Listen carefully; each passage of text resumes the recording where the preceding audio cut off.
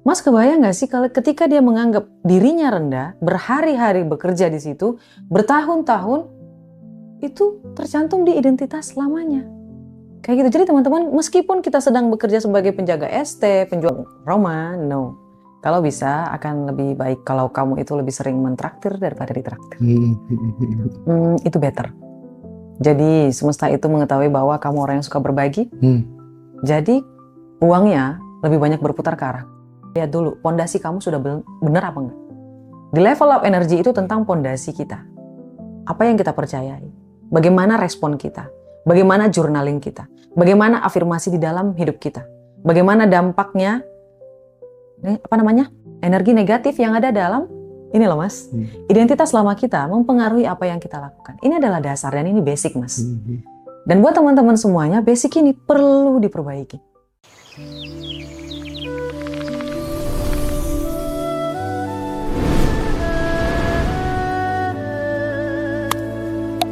Memang menular. Dan usahakan sedari awal energi yang kamu keluarkan adalah energi dengan vibrasi yang positif. Kalau kamu jatuh, naik lagi. Jatuh, naik lagi. Jatuh, naik lagi. Resiliensi, mas. Alhamdulillah, saya punya itu. Teman-teman harus punya itu juga. Karena orang yang takut gagal tidak akan bertumbuh, mas. Orang yang takut gagal tidak akan bertumbuh. Justru kalau misalnya kayak kata Mas Hendra, ada temannya yang kemarin hilang sampai ratusan miliar, mas. Oh iya. Subhanallah, diganti, itu pasti. Udah nggak mas? Sampai 222 miliar. Subhanallah. Itu mungkin dia nggak akan ngomong mas kalau misalnya, I don't know, tapi itu nggak ada kesinambungan ceritanya dari Mas Hendra. Betul Iya banget. kan? Sampai di kehilangan aja nih. Mudah-mudahan Allah menggantikan itu, diganti lagi apa enggak mas? Lebih luar biasa lagi. Waduh, ngeri lah, nggak bisa diceritain kalau dia.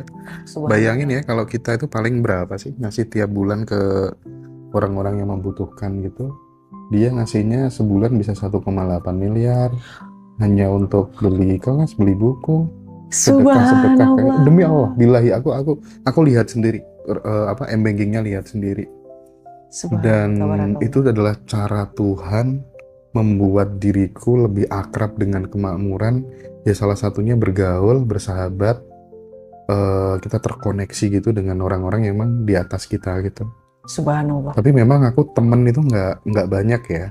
Jadi nggak tahu kalau Kak Roma bagaimana, apakah kemudian kita punya hal yang sama, nggak punya banyak temen gitu. Jadi kayak kita tuh selected friend banget gitu. Kalau kemarin aku sempat ngobrol lama sama Bosman Mardigu itu kan, orang itu kan ada 4 tungku, ada tungku perkawanan, ada tungku finansial, tungku kesehatan, dan tungku keluarga. Nah, mereka yang menonjol di yang rekeningnya 12 digit segala macam, mesti dari tungku ini ada yang nggak nyala gitu, ada yang kurang dapat porsi gitu, ada kesehatannya yang terganggu, yang temennya nggak terlalu banyak, kadang rumah tangganya yang berantakan segala macam gitu. Share dong kalau Kak Roma sendiri gimana? Karena menurutku tak pikir, iya bener juga ya, rata-rata kalau menonjol di satu ini yang lain kalah gitu. Betul mas. Dan terakhir waktu itu saya belajar ilmu energi itu dari Mas Bimo. Kalau Mas Hendra tahu Mas Bimo. I see. Ya, Mas Bimo itu bilang terkadang energi itu tidak memilih kepada orang yang dia datangin kayak gitu loh mas. Kayak apa ya bilangnya? Ada orang yang agamanya luar biasa, energinya luar biasa, tapi keuangan finansialnya kurang. Ada orang yang finansialnya luar biasa, tapi hubungan keluarganya enggak, harmonis keluarga intinya enggak, kesehatannya enggak. Jadi seperti kata Mas Hendra, kalau saya alhamdulillah pertemanan luar biasa. Finansial alhamdulillah berkelimpahan.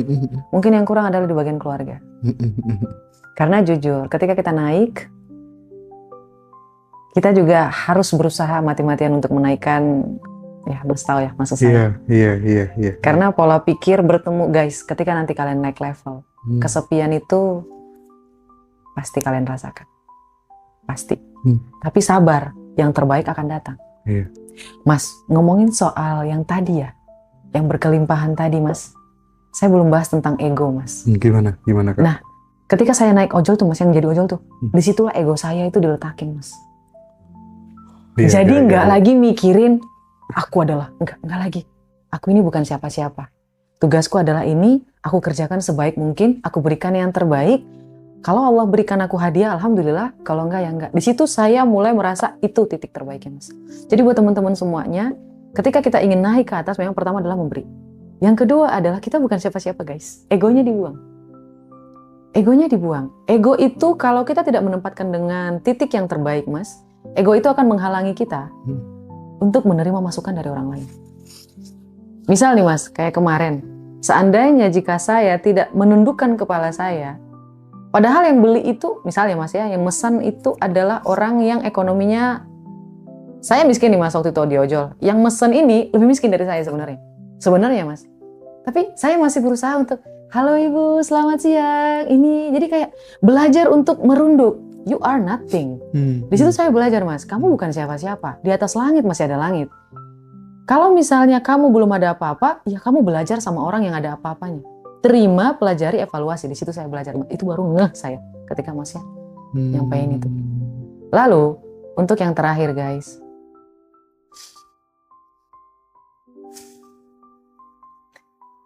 Berbagi ilmunya, Mas. Nah. Kalau sudah kenyang, bagi makanannya sama orang lain. Kalau saya itu ya Mas ya. Ini kan udah mulai ada tahapnya nih Mas. Kayak gitu. Itu sih Mas kalau teman-teman mulai dari bawah ya. Kalau mau mulai dari bawah. Tapi kalau misalnya bilang, Kak Roma kayaknya ketinggian deh. Oke, fine. Mari kita ubah dengan cara yang lebih mudah. Yang pertama adalah selalu berpikir apa yang bisa kamu berikan kepada orang lain dulu. Jangan berpikir apa yang bisa kamu dapatkan. Stop. Jangan taking ya. Yes, berpikirlah kalau misalnya aku punya uang, bukan uang deh. Aku punya ilmu, apa yang bisa aku berikan kepada orang lain? Itu yang pertama. Kedua, ego. Ego ini harus ditempatkan. Kalau misalnya kamu jadi orang yang dengan bekerja serabutan, ya nggak masalah. Beda ya, rendah hati dan rendah diri itu berbeda. Ketika kita berada pada titik terbawah, maka rendah diri. Jangan. Rendahlah hatinya kita, bukan diri kita. Ada orang Mas, ketika dia menjadi misalnya cleaner tuh Mas. Cleaning service. Iya, cleaning service. Saya bingung terkadang. Dia ngerasa rendah diri gitu loh Mas. Iya. Padahal sebenarnya pekerjaannya itu mulia loh Mas. Dia ngebantuin orang. Jadi bukan jadi rendah hati tapi malah jadi rendah diri. Mas kebayang gak sih kalau ketika dia menganggap dirinya rendah, berhari-hari bekerja di situ, bertahun-tahun, itu tercantum di identitas selamanya. Kayak gitu. Jadi teman-teman, meskipun kita sedang bekerja sebagai penjaga ST, penjual gorengan, ojol, apapun. Iya, saya pernah ST. Jual ikan asin, apapun. Whatever you do, waiters. Berbanggalah. Hatinya itu rendah, tapi bukan rendah diri. Oke guys. Lalu, yang terakhir, yang tadi saya sampaikan kepada teman-teman. Aduh, saya lupa nih. Ya Allah ya Rabbiku. Oke, mari kita tambah. Yang tadi kita lengkap dulu ya sebelum saya masih mengingat lagi. Ingatlah selalu untuk melakukan manifestasi. Scripting Mas. Afirmasi. Tadi yang barusan kita bahas. Betul. Dan jurnal. Terakhir Mas, saya dengar TVB bahas tentang jurnal. Itu bagus banget. Bahkan Raditya Dika dan Deddy Kobuzer, mereka juga nggak ada yang jurnal Mas. Nggak ada manusia hebat di muka bumi ini yang nggak pakai jurnal, nggak ada. Raditya Dika ya. Iya. Raditya Dika tuh kita berdua harus belajar dari caranya dia pensiun dini, ya.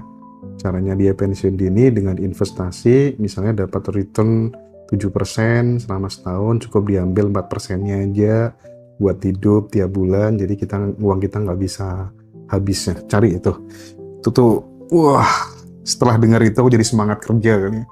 Semangat kerja. Tapi yang paling menarik dari statementnya Kak Roma tadi ya, sebelum nanti kita bahas buku dan infonya Kak Roma akan bikin kelas di Ngaji Roso online di tanggal 22 Agustus teman-teman ya. 22 Agustus. Silakan teman-teman yang pengen belajar sama Kak Roma nanti tanggal 22 Agustus ya. Nanti akan di-spill materi-materi kelasnya seperti apa. Betul. Tapi aku sedikit ingin merespon terkait dengan ini. Sebenarnya seseorang itu bisa tajir apa enggak? Yang paling utama adalah bukan profesimu sebagai apa, tetapi kamu punya enggak software kemakmuran yang ada di dalam otakmu gitu. Punya nggak kamu software kesadaran kaya yang ada di dalam pikiranmu gitu. Nah, tanda bahwa kemudian kita itu sudah punya ada dua. Salah satunya adalah seperti yang dilakukan Kak Roma, memberi sebanyak-banyaknya kepada kehidupan ini. Kita bisa merasakan lebih bahagia memberi ketimbang saat kita diberi gitu. Entah itu finansial, entah itu ilmu. Jadi kalau pengen ngecek apakah kamu udah punya software kemakmuran dalam otakmu apa enggak, kamu lebih suka traktir atau ditraktir? Itu ada hukumnya juga loh, Mas. Gimana? Ya, mentor saya selalu bilang, no, Roma, no. Kalau bisa akan lebih baik kalau kamu itu lebih sering mentraktir daripada ditraktir. Itu better. Jadi semesta itu mengetahui bahwa kamu orang yang suka berbagi. Jadi uangnya lebih banyak berputar ke arah. Kayak gitu loh, Mas. Iya. Padahal mentor saya itu orang yang sangat muda ya, Mas ya. Umurnya masih 30-an muda. Tapi luar biasa. Nah, ini sekarang luar ini biasa. aku ada semacam kayak belief baru gitu. Nanti responnya Kak Roma gimana? Misal, Oke. misal teman-teman yang nonton ini kan ada ibu-ibu, ada bapak-bapak, semuanya kan punya anak. Di Ngaji Roso kan udah familiar sama yang namanya memprogram pikiran bawah sadar gitu. Gimana kalau misalnya anak-anak itu mulai dari sekarang, dari SD, dari SMP, udah diakrabkan dengan satu kalimat afirmasi. Kerjakan hobi, kumpul orang-orang yang aku sayangi, punya penghasilan tak terhingga. Itu diulang-ulang terus, jadi wirid kehidupannya dalam dia sehari-hari. Gimana kalau itu diulang-ulangnya 10 tahun, 15 tahun gitu? Mas, itu pasti bakalan keren banget. Iya kan? Keren banget itu. Itu keren banget. Aku jadi ingat, Mas. Mas tahu, terakhir saya mengadakan seminar offline. Iya. Ada satu keluarga mesen 7 tiket. Membawa serta semua keluarganya, guys. Subhanallah.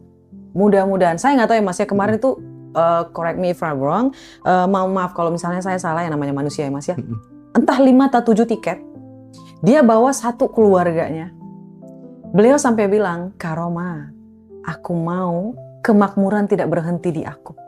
Karenanya aku bawa anakku, menantuku, cucuku untuk bertemu dengan Kak Roma dan pembelajarannya. Sebenarnya bukan saya Mas.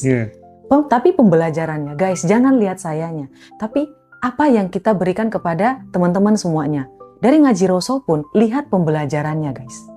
Tapi masalahnya, Mas, yang saya bingungnya, betapa beruntungnya orang yang punya pemikiran seperti ibu yang ini gitu loh, Mas. Dia membawa serta-merta keluarganya semua untuk belajar. Dan itu bukan cuma satu, Mas. Mewariskan kesadaran. Betul. Supaya tidak berhenti di dia sendiri gitu maksudnya. Betul. Bahkan ada yang sampai bawa anaknya masih bayi. Kak Roma, mohon maaf. Apakah anak saya bisa masuk? Kan kita di situ belum bisa ya Mas ya, karena kan takut, karena anaknya masih umur 5 tahun. Ganggu. Iya. Sampai dia bawa, oh berarti belum ada program untuk anak kecil 5 tahun.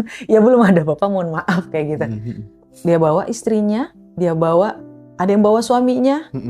Bahkan ada yang sudah mau cerai. Ya Mas ya, udah diambang nih Mas, hubungannya nih Mas. Mereka datang Mas. Bahkan bertanya, Kak Roma ini saya lanjut apa enggak sama nih orang? Aduh, kayaknya itu private. Guys, sampai sebegitunya loh. Tapi itu bagus banget, Mas Hendra. Kayaknya, wow.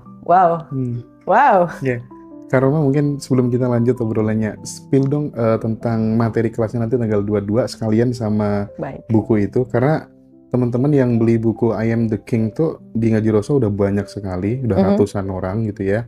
Silakan Kak Roma bisa dijelaskan ke teman-teman. Baik, teman-teman semuanya, mungkin ini adalah pembelajaran terakhir dari Level Up Energy di Ngaji Roso. Serius, terakhir. Ketika mungkin nanti kita akan bekerja sama lagi Mas Hendra, di lain waktu saya akan membawakan topik yang lain. Sip. Jadi buat teman-teman semuanya, ini adalah yang terakhir tentang Level Up Energy. Terakhir teman-teman ya, terakhir. Saya tidak akan bawa lagi topik Level Up Energy. Di Level Up Energy ini kita akan membahas tentang masih yang basic, tentang basic, karena semuanya dibangun dari pondasi dulu. Betul. Jangan mau langsung naik ke bagaimana buat atap Kak Roma supaya nggak kehujanan. Lihat dulu, pondasi kamu sudah benar apa enggak. Di Level Up Energy itu tentang pondasi kita. Apa yang kita percayai? Bagaimana respon kita? Bagaimana journaling kita? Bagaimana afirmasi di dalam hidup kita? Bagaimana dampaknya energi negatif yang ada dalam ini loh Mas. Identitas lama kita mempengaruhi apa yang kita lakukan. Ini adalah dasar dan ini basic Mas. Dan buat teman-teman semuanya, basic ini perlu diperbaiki. Oke?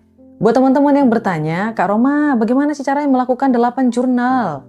Mengubah hidup, di sini akan saya bahas 4 jurnal.